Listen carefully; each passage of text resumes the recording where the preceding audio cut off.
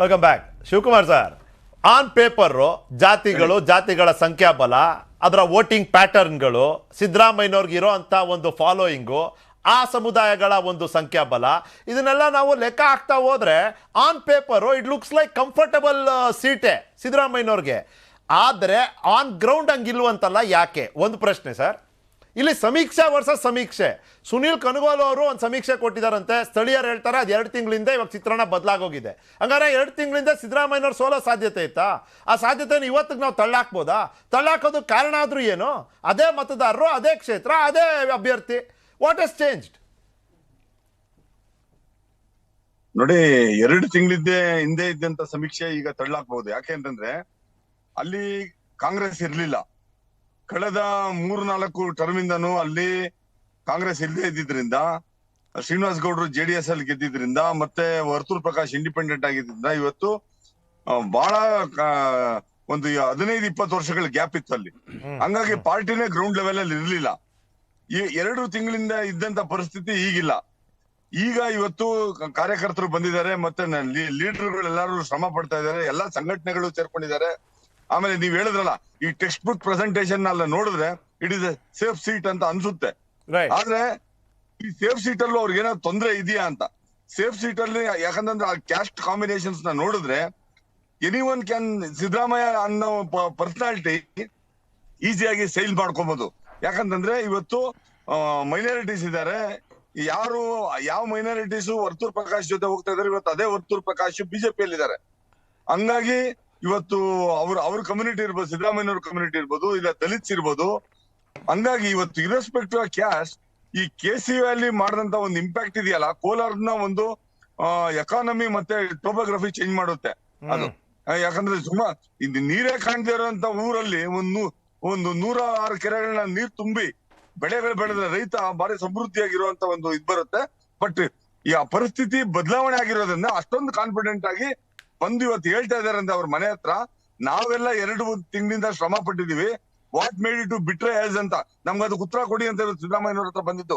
ಕರೆಯೋದಕ್ಕಿನ್ನ ಜಾಸ್ತಿ ಅವ್ರಿಗೆ ಹರ್ಟ್ ಆಗಿತ್ತು. ಅವ್ರಿಗೆ ನಾವು ಏನ್ ನಿಮ್ಮನ್ನ ಕರ್ಕೊಂಡೋಗಿ ಸೋಲಿಸ್ತೀವ, ನಾವು ಯಾಕೆ ನಮ್ಮನ್ನ 2 ತಿಂಗಳಿಂದ ಈ ತರ ಬಾಳ್ಗೆಡಿಸಿದ್ರಿ ಅಂತ ಒಂದು ಕೋಪದಲ್ಲೇ ಬಂದಿದ್ರು ಜನ. ಅಲ್ಲಿ ನೋಡಿದ್ರೆ ನಾನ್ ನಿಮ್ ಟೆಲಿವಿಷನ್ ನೋಡ್ತಾ ಇದ್ದೆ ಲೈವ್ ನ, ಹಂಗಾಗಿ ನನಗೆ ಅದನ್ನ ಹಂಗ ಅನ್ಸ್ತಾ ಇತ್ತು ನನ್ಗೆ. ಹಂಗೆ ಅಲ್ಲ ಸರ್, ಇಲ್ಲಿ ಕಾರಣ, ಈ ಸಲಹೆಗೆ ಕಾರಣ ಕಾಂಗ್ರೆಸ್ ಅವ್ರದ್ದು ಒಳ ಜಗಳನೋ ಅಥವಾ ಬಿಜೆಪಿ ಮತ್ತೆ JDS ಒಂದಾಗ್ಬಿಡ್ತಾರೆ ಅಂತಾನೋ?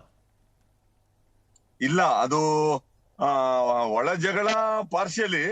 ಆಮೇಲೆ ಬಿಜೆಪಿ JDS ಒಂದಾಗೋದಕ್ಕಿನ್ನು ಅಲ್ಲಿರೋ ಲೀಡರ್ಗಳು ಕೆಲವರು ಕಾಂಗ್ರೆಸ್ನವ್ರ ಜೊತೆ ಕೈ ಜೋಡಿಸ್ತಾರೆ ಅನ್ನೋ ಆತಂಕ ಕಾಂಗ್ರೆಸ್ ಕಾರ್ಯಕರ್ತರಲ್ಲಿ ಮತ್ತೆ ಎಲ್ಲರಲ್ಲಿ ಇದ್ದಿದ್ದು ಅದಕ್ಕೆ ಕಾರಣ ಅಂತ ಅನ್ಸುತ್ತೆ. ಯಾಕಂತಂದ್ರೆ ಇವತ್ತು JDS ಬಿಜೆಪಿ ಒಂದಾಗುವಂತ ಅವಕಾಶ ಇಲ್ಲ. ಯಾಕಂತಂದ್ರೆ ಇವತ್ತು BJP is also strong force. ಅಲ್ಲೊಬ್ಬ MP ಇದ್ದಾರೆ, ಮತ್ತೆ ಅವರು ಆಡಳಿತದಲ್ಲಿದ್ದಾರೆ. ಅವ್ರಿಗೂ ವಾಪಸ್ ಬರ್ಬೇಕಾದ್ರೆ ಒಂದೊಂದು ಸೀಟು ಇಂಪಾರ್ಟೆಂಟ್ ಇರುತ್ತೆ. ಹಂಗಾಗಿ ಅವ್ರಿಬ್ರು ಒಂದಾಗ್ತಾರೆ. ಯಾಕಂದ್ರೆ ಅದು ಲಾಸ್ಟ್ ಚುನಾವಣೆಯಲ್ಲಿ ನಡೆದಿದೆ, ಇಲ್ಲ ಅಂತಲ್ಲ. ಇಲ್ಲೂ ಪಾಸಿಬಿಲಿಟಿ ಇದೆಯಾ ಅಂತ ನೀವು ಕೇಳ್ಬೋದು.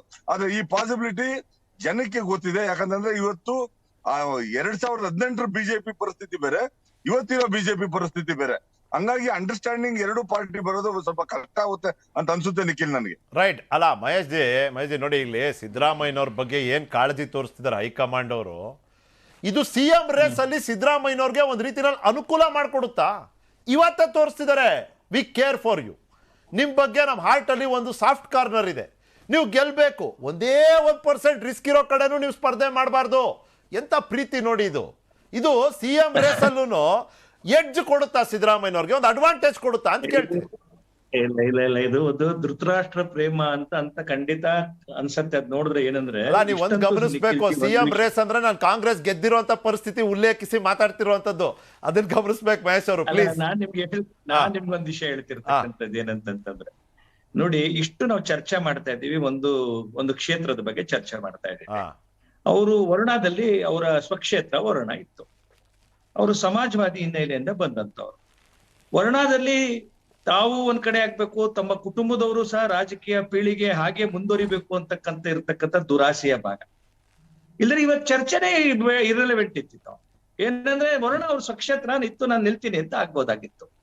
ಪ್ರಶ್ನೆ ಇರ್ತಕ್ಕಂಥದ್ದು ಹೈಕಮಾಂಡ್ ತಾವೇನ್ ಕೇಳಿದ್ರಿ, ಬಹುಶಃ ನನ್ಗೆ ಈ ಒಟ್ಟು ಬೆಳವಣಿಗೆ ಹೈಕಮಾಂಡ್ ಎಲ್ಲ ನೋಡ್ತಿರ್ತಕ್ಕಂಥದ್ದು ಏನಂತಂದ್ರೆ ಎಗೈನ್ ಸಿದ್ದರಾಮಯ್ಯನವರು ಆ ಒಂದು ಪಕ್ಷಕ್ಕೆ ಸೇರಿ ಇವರ ಟರ್ಮ್ ಅನ್ನ ಡಿಕ್ಟೇಟ್ ಮಾಡೋ ಅಂತ ಒಂದು ಪ್ರಯತ್ನ ಮಾಡ್ತಿದ್ದಾರೆ. ಅದು ಬಿಟ್ರೆ ಅದು ಅವರನ್ನ ಕನ್ಸರ್ವ್ ಮಾಡ್ತಕ್ಕಂಥ ಕೆಲಸ ಹೈಕಮಾಂಡ್ ಮಾಡ್ತಿದೆ ಹೊರತು, ಯಾಕಂದ್ರೆ ಬಹಳ ದುರ್ಬಲವಾದಂತ ಕಾಂಗ್ರೆಸ್ಸಿನ ಹೈಕಮಾಂಡ್.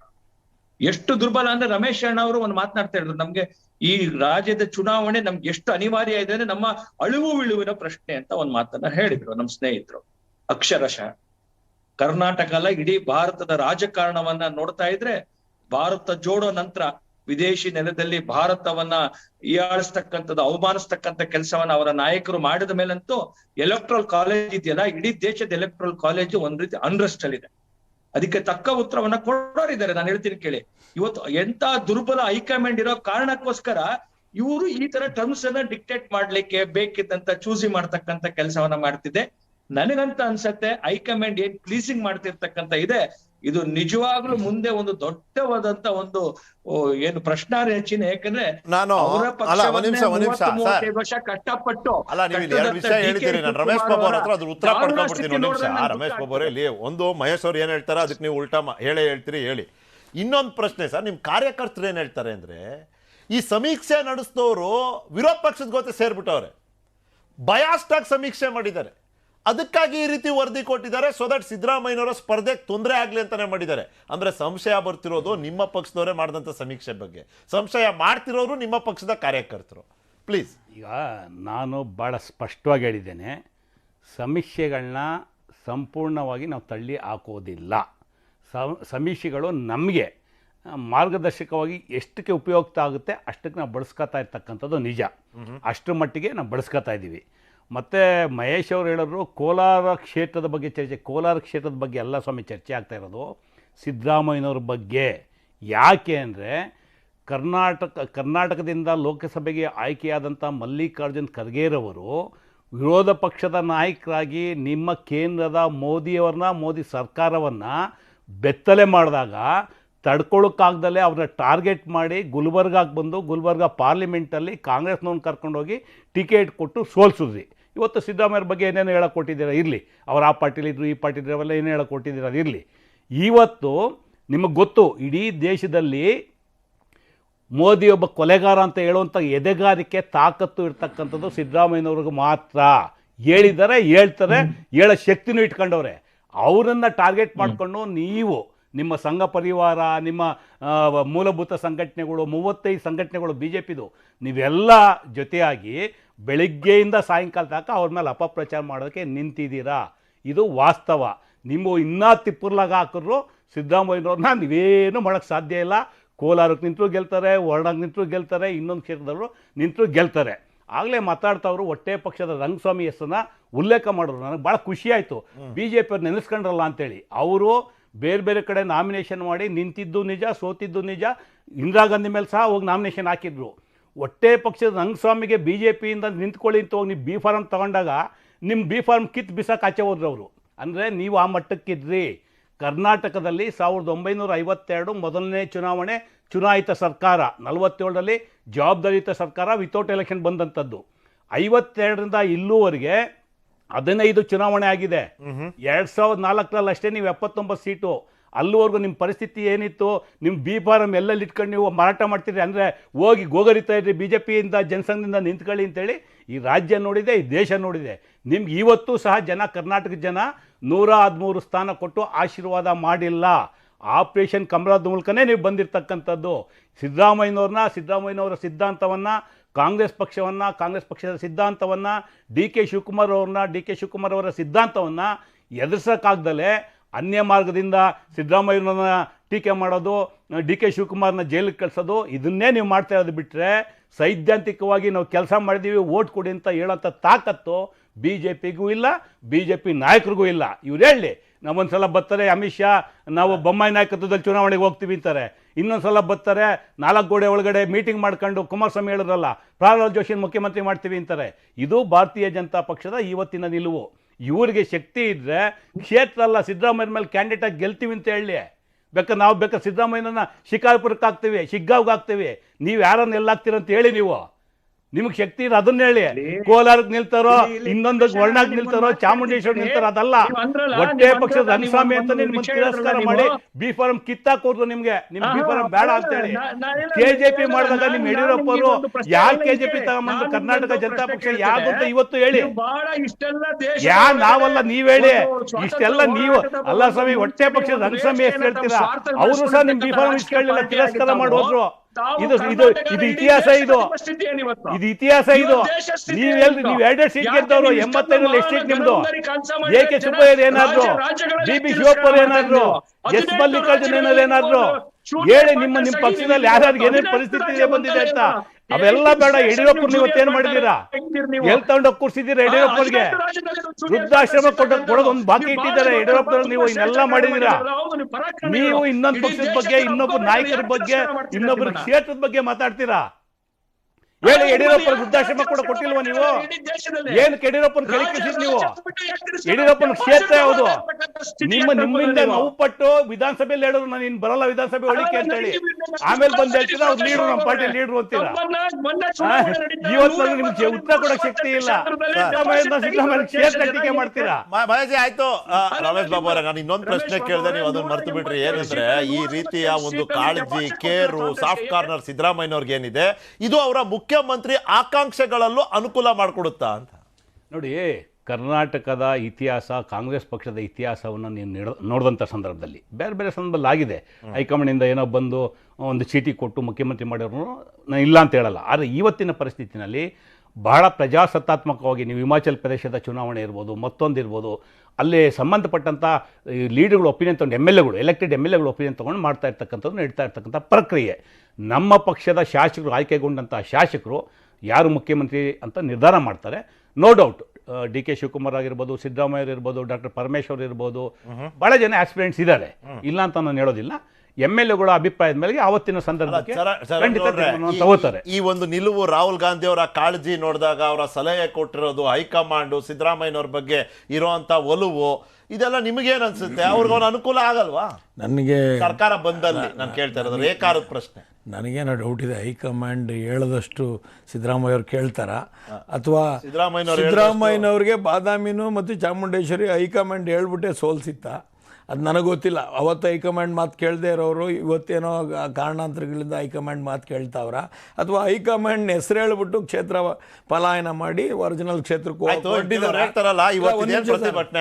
ನಮ್ಮ ರಮೇಶ್ ಬಾಬಣ್ಣವ್ರು ಹೇಳಿದ್ರು 178 ಕ್ಷೇತ್ರದಲ್ಲಿ ಹತ್ರ ಇದೆ ಬಸವನಗುಡಿ, ಕ್ಯಾಂಡಿಡೇಟೇ ಇಲ್ಲ ನಿಮಗೆ. ಹತ್ರ ಇದೆ ವಿಧಾನಸೌಧಕ್ಕೆ, ಕಾಫಿ ಗಿಟ್ಟಿಗೆ ಹೋಗಿ ಬರ್ತಾ ಇರ್ಬೋದು. ಬಸವನಗುಡಿಯಲ್ಲಿ ನಿಂತ್ಕೊಳ್ಳಿ, 178 ಆದರೆ ಒಳ್ಳೆ ಸಜೆಷನ್. 178ರಲ್ಲಿ 2 ಆಗಲೇ ಹೋಯ್ತು, ಬಾದಾಮಿನೂ ಚಾಮುಂಡೇಶ್ವರಿ ಹೋಯ್ತು ರಿಜೆಕ್ಟೆಡ್. 176 ಇರೋದು. 176ರಲ್ಲಿ ಪಕ್ಕದಲ್ಲಿ ಜಯನಗರ ಇದೆ, ನಿಂತ್ಕೊಳ್ಳಿ, ಕ್ಯಾಂಡಿಡೇಟ್ ಇಲ್ಲ. ನಾನು ಹೇಳ ನಿಮ್ಗೆ ಎಲ್ಲಿ ಕ್ಯಾಂಡಿಡೇಟ್ ಜಯನಗರ ಬೇಡ, ಓಕೆ, ನಿಮ್ ಬಸವನಗುಡಿ ಕ್ಯಾಂಡಿಡೇಟ್ ಇಲ್ಲ ಅಟ್ ಪ್ರೆಸೆಂಟ್, ನಿಂತ್ಕೊಂಬೋದಲ್ಲ, ತುಂಬಾ ಈಸಿ ಅಲ್ಲ. ಆಮೇಲೆ ಒಂದು ಜನತಾ ಪಕ್ಷ, ಜನತಾ ಪರಿವಾರಕ್ಕೆ ಹೊಸ ರೂಪ ಕೊಟ್ಟಂತ ಬಸವನಗುಡಿ ಅದು.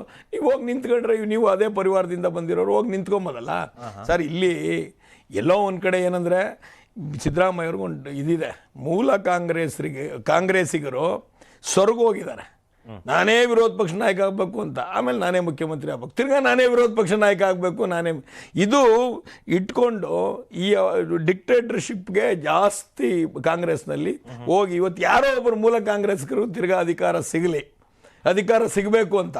ಆಮೇಲೆ ನಾನು ನಿಮ್ಮ ಬಾಬಣ್ಣವ್ರು ಹೇಳಿದ್ರು ಚನ್ನಪಟ್ಟಣದಲ್ಲಿ ಕಾರ್ಯ ನಿಲ್ಲಿಸಿಲ್ಲ ಅಂತ. ನಾನು ಇವತ್ತು ಹೇಳ್ತೀನಿ, ನಿರುದ್ಯೋಗದ ಬಗ್ಗೆ 5 ವರ್ಷ ಚಕಾರನೇ ಎತ್ತಿಲ್ಲ ಸರ್. ಯಾವ ಕಂಪ್ನಿ 5 ವರ್ಷದಲ್ಲಿ ಈ ಮಲ್ಟಿನ್ಯಾಷನಲ್ ಕಂಪ್ನಿ ನಮ್ಮ ಬೆಂಗಳೂರಿಗೆ ಬಂದಿತ್ತು, ಬಂದ 4-5 ಆಟೋಮೊಬೈಲ್ ಕಂಪ್ನಿಗಳು ಒಂದು ಆಂಧ್ರಾಗೆ ಹೋಯ್ತು, ಒಂದು ಗುಜರಾತಲ್ಲೇ ಉಳ್ಕೊಂತು. ಹಾಗಾಗಿ ಸಿದ್ದರಾಮಯ್ಯನವರು ಬರೀ ಸ್ಕೀಮ್ ಪಾಲಿಟಿಕ್ಸ್ ಮಾಡಿಕೊಂಡು ಜನಗಳನ್ನ ಮೆಚ್ಚಿಸ್ಕೊಂಬಂದ್ರೆ ಹೊರತು ಮಾಸ್ ಲೀಡರ್ ಆಗೋದೇ ಸ್ಕೀಮ್ ಪಾಲಿಟಿಕ್ಸ್ ಸರ್. ಇನ್ಫ್ರಾಸ್ಟ್ರಕ್ಚರ್ ಪ್ರಾಜೆಕ್ಟ್ಗಳು ಕೊಟ್ಟು ನಿರುದ್ಯೋಗದ ಬಗ್ಗೆ ಅವರು ವರ್ಕೇ ಮಾಡಿಲ್ಲ. ಹಾಗಾಗಿ ಸಿಟಿನಲ್ಲಿ ಬಂದರೆ ಅವ್ರಿಗೆ ವರ್ಕೌಟ್ ಆಗಲ್ಲ. ಚಾಮರಾಜಪೇಟೆಗೂ ಡೌಟ್ ಪಡ್ತಾರೆ. ಚಾಮರಾಜಪೇಟೆ ಈಸಿ ಅಲ್ಲಪ್ಪ, 70,000 ಮುಸ್ಲಿಮ್ಸ್ ಇದ್ದಾರೆ, ಕರೆದಿದ್ದಾರೆ, ಓ ಈಸಿ ನಿಂತ್ಕೊಬೋದು. ಯಾಕೆ ಅಷ್ಟು ಗೊಂದಲ? ಯಾಕೆ ಇನ್ನು ಔಟು ನಿಮ್ಮಲ್ಲೂ ಗೊಂದಲ, ಟಿವಿಲೂ ಡಿಬೇಟು, ಯಾಕೆ ಬೇಕದು? ಬೇಡ, ಒಂದು ಕ್ಷೇತ್ರ ಹೇಳಿ. ಶಿವಕುಮಾರ್ ಅವ್ರನ್ನ ಮಾತಾಡ್ಸ್ಬೇಕು ಸರ್. ಬಸವನಗುಡಿ ಯಾಕೆ ಆಗ್ಬಾರ್ದು ಅಂತ ಕೇಳ್ತಾರೆ ಚರಣ್ ಗೌಡ. ಖಂಡಿತ ನೋಡಿ, ಬಸವನಗುಡಿ ನಿಂತ್ಕೋತೀವಿ. ಸಂದರ್ಭ ಬಂದ್ರೆ ರಾಮನಗರಕ್ಕೂ ನಿಲ್ಲಿಸ್ತೀವಿ ಸಿದ್ದರಾಮಯ್ಯನವ್ರನ್ನ, ಅದೇನ್ ಪ್ರಶ್ನೆ ಇಲ್ಲ. ಅಲ್ಲ, ಇದು ಚೆನ್ನಾಗಿದೆ. ಹೇಳಿ, ಉತ್ತರ ಕೊಡಕ್ ಬಿಡಿ, ನೀವು ಹೇಳಿ ನೋಡಿ, ನೀವು ಹೇಳಿದಕ್ಕೆ ಉತ್ತರ ಕೊಡಕ್ ಬಿಡಿ. ಹೇಳ್ಬಿಡಿ. ರಾಮನಗರಕ್ಕೆ ನಿಲ್ಸಕ್ಕೂ ತಯಾರಿದ್ದೀವಿ, ಚನ್ನಪಟ್ಟಣ ನಿಲ್ಸಕ್ಕೂ ತಯಾರಿದ್ದೀವಿ.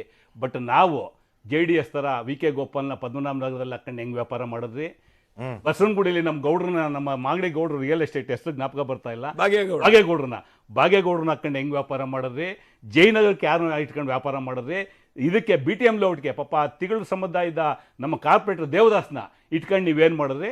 ನಾನು ಅಲ್ಲಿ ಚೆನ್ನಾಗಿ ಗೊತ್ತಿದೆ, ನಾನು ಪ್ರತಿಯೊಂದು ಬಿಚ್ಚಿಡಬೇಕಾಗತ್ತೆ, ಅದು ಬೇಡ. ಸಿದ್ದರಾಮಯ್ಯನವ್ರು ಬಸವನಗುಡಿಗೆ ನಿಲ್ಲಬೇಕಾ, 173 ಕ್ಷೇತ್ರದಲ್ಲಿ ಎಲ್ಲೆಲ್ಲಿ ನಿಲ್ಲಬೇಕು ಅಂತ ಕಾಂಗ್ರೆಸ್ ಪಕ್ಷ ತೀರ್ಮಾನ ತಗೊಳುತ್ತೆ. ಸಿದ್ದರಾಮಯ್ಯ ನಿಲ್ಲಿಸ್ತೀವಿ, ಗೆಲ್ಲಿಸ್ತೀವಿ. ಕರ್ನಾಟಕದಲ್ಲಿ ಕಾಂಗ್ರೆಸ್ ಪಕ್ಷ ಅಧಿಕಾರಕ್ಕೆ ಬರುತ್ತೆ.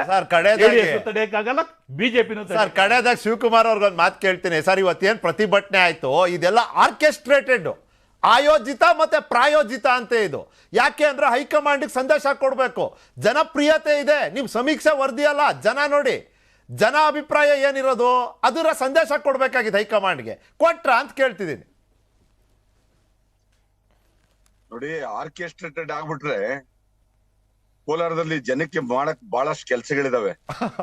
ಅವರೆಲ್ಲ ಬಂದು ಸಿದ್ದರಾಮಯ್ಯನ ಪ್ಲೀಸ್ ಮಾಡ್ಬಿಟ್ಟು ಅವ್ರನ್ನೇನೋ ಮಾಡಿಸ್ಕೊಬೇಕು ಇನ್ನೇನೋ ಅನ್ನೋದಿಲ್ಲ. ಅವ್ರಿಗೆ ಏನಾಗಿತ್ತು ಅಂತಂದ್ರೆ ಅವ್ರಿಗೆ ಮಾನಸಿಕವಾಗಿ ಸ್ವಾಭಿಮಾನಕ್ಕೆ ಧಕ್ಕೆ ಆಗಿತ್ತು. ಯಾಕಂತಂದ್ರೆ ಇಷ್ಟೆಲ್ಲ ನಾವೆಲ್ಲ ಮಾಡಿದ್ವಿ, ಇವ್ರನ್ನ ಕರ್ಕೊಂಡ್ ಬಂದ್ವಿ, ಅದನ್ನೇ ಅವ್ರು ಕೇಳ್ತಾ ಇದ್ದಿದ್ದು. ನಾವು ಏನ್ ನಿಮಗ್ ಮೋಸ ಮಾಡಿದೀವಿ ಅದನ್ನ ನೀವು ಫಸ್ಟ್ ಹೇಳಿ, ಯಾಕೆ ನಿಮ್ಮನ್ನ ಸೋಲ್ಸೋಂತ ಒಂದು ಪರಿಸ್ಥಿತಿ ಬಂದಿದೆ ಅಂತ. ಇವತ್ತು ರಾಹುಲ್ ಗಾಂಧಿ ಅವರು ಅದನ್ನ ಹೇಳ್ತಾ ಇದಾರೆ ಅಂದ್ರೆ ನಿಖಿಲ್, ಕಾಂಗ್ರೆಸ್ ಇವತ್ತು ಇಂದಿರಾ ಗಾಂಧಿ ಕಾಲದಲ್ಲಿಲ್ಲ, ರಾಜೀವ್ ಗಾಂಧಿ ಕಾಲದಲ್ಲಿಲ್ಲ. ಇವತ್ತು ಅವ್ರಿಗೆ ಅರ್ಥ ಆಗಿದೆ ಹೈಕಮಾಂಡ್ ಅವ್ರಿಗೆ, ಯಾರು ಮಾಸ್ ಲೀಡ್ರು, ಯಾರಿಗೆ ನಾವು ಇಟ್ಕೊಬೇಕು, ಯಾರು ನಮ್ಗೆ ಕರೆನ್ಸಿ ಅಂತ ಅವ್ರಿಗೆ ಗೊತ್ತಿದೆ. ಸಿದ್ದರಾಮಯ್ಯನವ್ರು ಅವ್ರಿಗೆ ಒಂದು ಕರೆನ್ಸಿ ಅಂತ ಗೊತ್ತಾಗಿದೆ. ಆಮೇಲೆ ಎರಡನೇದಾಗಿ ಖರ್ಗೆ ಅವರ ಅಧ್ಯಕ್ಷರು, ಕರ್ನಾಟಕದಲ್ಲಿ ಏನಾದ್ರು ಕಾಂಗ್ರೆಸ್ ಬರ್ದಿದ್ರೆ ಅವ್ರಿಗೆ ಒಂದು ಲೆಜಿಟಿಮೇಸಿನೇ ಸಿಗೋದಿಲ್ಲ ಅನ್ನೋ ಒಂದು ಆತಂಕ ಅವ್ರಿಗಿರುತ್ತೆ. ಹಂಗಾಗಿ ಈ ಕಾರಣಕ್ಕೋಸ್ಕರಾಗಿ ಸಿದ್ದರಾಮಯ್ಯನವ್ರನ್ನ ಫೋಕಸ್ ಮಾಡ್ತಾ ಇದಾರೆ ಹೊರತು ಈಗ ವರ್ಣಾದಲ್ಲಿ ಬಂದ್ರೆ ಗೆಲ್ಲೋದಿಲ್ಲ ಅಂತಲ್ಲ. ವರ್ಣಾದಲ್ಲಿ ಅಡಕ್ನಲ್ಲಿ ಇಂಡಸ್ಟ್ರಿಯಲ್ ಏರಿಯಾ ಅಂತ ನೋಡಿ ವರ್ಣಾ ಕ್ಷೇತ್ರದಲ್ಲಿದೆ, ದೊಡ್ಡ ಒಂದು ಲಕ್ಷಾಂತರ ಕೋಟಿ ಅಷ್ಟು ಇನ್ವೆಸ್ಟ್ಮೆಂಟ್ ಬಂದಿದೆ, ಒಳ್ಳೆ ಮಾಡೆಲ್ ಕಾನ್ಸ್ಟಿಟ್ಯೂನ್ಸಿ ಮಾಡಿದ್ದಾರೆ. ನಿಂತ್ಕೊಂಡ್ರೆ ಗೆಲ್ಲೋದಿಲ್ಲ ಅಂತಲ್ಲ. ಆದ್ರೆ ಒಬ್ಬ ಮಗ ಆಗಿದ್ದವನು, ಪೆಥಾಲಜಿಯಲ್ಲಿ ಒಳ್ಳೆ ಡಾಕ್ಟರ್ ಆಗಿದ್ದವನ್ನ ಕರ್ಕೊಂಡ್ಬಂದು 5 ವರ್ಷಗಳ ಕಾಲ ಒಂದು ಚುನಾವಣೆ ಮಾಡಿ ಜನಗಳ ಜೊತೆ ಇರೋಣ, ಅವನಿಗೆ ಲಾಸ್ ಆಗಲ್ವಾ? ಸಡನ್ ಆಗಿ ಬಿಟ್ಟು ಕಳಿಸ್ಬಿಟ್ರೆ.